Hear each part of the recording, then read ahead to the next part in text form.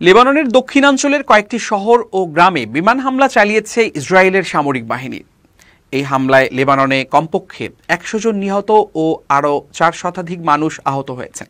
সোমবার ইসরায়েলি হামলায় লেবাননে হতাহতের এই ঘটনা ঘটেছে বলে দেশটির স্বাস্থ্য মন্ত্রণালয় জানিয়েছে। ব্রিটিশ বার্তা সংস্থা রয়টার্সের প্রতিবেদনে বলা হয়েছে, লেবাননের দক্ষিণাঞ্চল ইসরায়েলি প্রতিরক্ষা বাহিনীর বিমান হামলায় কমপক্ষে ১০০ জন নিহত, আরও ৪০০ জনেরও বেশি আহত হয়েছেন। হতাহতদের মধ্যে নারী, শিশু ও মেডিকেল কর্মীরাও রয়েছেন। এক বিবৃতিতে লেবাননের সরকারি জরুরি স্বাস্থ্যসেবা কেন্দ্র বলেছে, ইসরায়েলি বাহিনীর হামলায় নারী, শিশু, প্যারামেডিক্স সহ ৪ শতাধিক মানুষ আহত হয়েছেন। লেবাননের দক্ষিণাঞ্চলে ইসরায়েলি বিমান থেকে শত শত স্থাপনায় হামলা চালানো হয়েছে বলে জানিয়েছেন বিবিসির একজন প্রতিনিধি। লেবাননের সাথে ইসরায়েলের চলমান উত্তেজনায় এখন পর্যন্ত সোমবারের হামলাই সবচেয়ে তীব্র বলে অভিহিত করেছেন তিনি।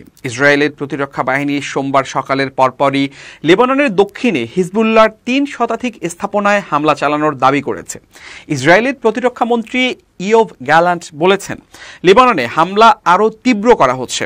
হাজার হাজার বাস্তুচ্যুত ইসরায়েলিকে উত্তরে ফেরানোর জন্য আমাদের লক্ষ্য অর্জিত না হওয়া পর্যন্ত এই হামলা চলবে। গত সপ্তাহে লেবাননের সশস্ত্র রাজনৈতিক গোষ্ঠী হিজবুল্লাহর সদস্যদের ব্যবহার করা হাজার হাজার পেজার ও ওয়াকি টকিতে বিস্ফোরণ ঘটে। বিস্ফোরণের এই ঘটনায় লেবাননে ৪০ জনের বেশি মানুষের প্রাণহানি ঘটেছে, যাদের মধ্যে হিজবুল্লাহর অন্তত ১৬ সদস্য রয়েছেন।